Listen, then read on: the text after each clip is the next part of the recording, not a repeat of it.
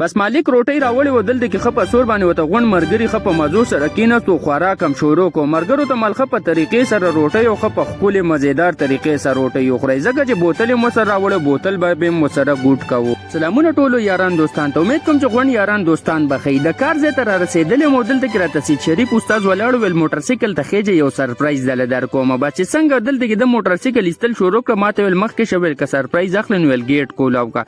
بس زه سیده راغلم او دلته کې مو ته ګیټ ښه په سور باندې را کولاو کو. سید شریف استاد موټرسایکل دلته کې راویستو بس هغه سره چې کم دی نو څنګه بار ته ورتم خو د هغې نه مخکې مې ګیټ را بند کو ځکه چې په کور کې نور ملګري لګیا و د هغوی موبایل یې پرتې وي. بس د سره موټرسایکل ته څنګه وختم هغه ماته ویل چې راځه اوس دې بوځم یو ښکلي ځای ته. ما ته بالکل دې څه ټینشن نشته دی، زه موزګار یم ځه چې ځو. بس د دې نه پس چې کله د سر روان شوم په دې خټو خټو علاقو باندې ځکه چې بېګا ډېر ښکلی او مزېدار باران شوی او دلته کې د پټرول پمپ ته رالو.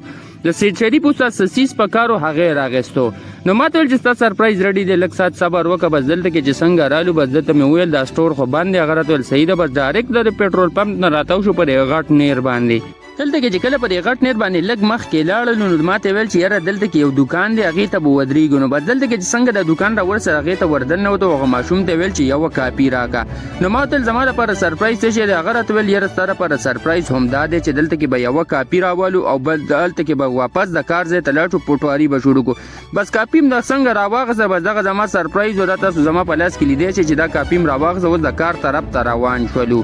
د کار طرف ته روان شولو نو هلته کې چې څنګه سید شریف استاد ما ته ویل ته دا خپله پیتا ونیسه او بس داري کې پټواري شروع کړه. ما ته ویل سرپرایز پکې څه؟ ما ته ویل دغه سرپرایز و چې دې مالک د ټیل راوړلو ضرورت و. ما ته ویل چې یاره پټواري راله وکړه چې زه هغومره ټیل راوړم.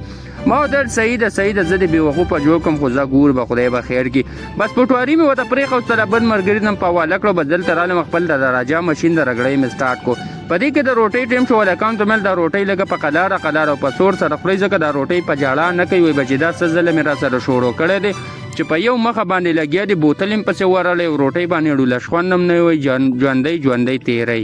روټۍ خوړلو نه پس سید شریف استاد چې کوم دی خپل موټرسایکل سټارټ کو کېناستو په ویل زه لاړم او تاسو خپل لوښي موښي ټولوئ. بس هغې نه پس دلته کې رالم د خوشام استاد خواله چې هغه ټیل لګول شروع کړي وو. زه ورته ښه په سور باندې په دې کړکۍ کې ښه په مزېدار د هوا سره ناست وم. ما ویل بس زه به د هوا انجوای کوم او تاسو خپل کارونه کوئ. بس دلته کې رالم انورعلي مشین سټارټ کړی و ځکه د دې کمرې کټیانې مونږ ته پاتې وي د کمرې کټیانې م کولې. تر دې چې زمونږ کټیانې هر څه ختم شول مازدیګر 4 بجې شولې او چوټي م وکړل. د خیر څه مشینان هر څه م سیر کړل. انورعلي ته مل ځئ چې ځو. بس ما ویل زه به خپل ولاګس ختم کوم ملاویږو پر روان ویلز کې الله م خوشحاله ساته د الله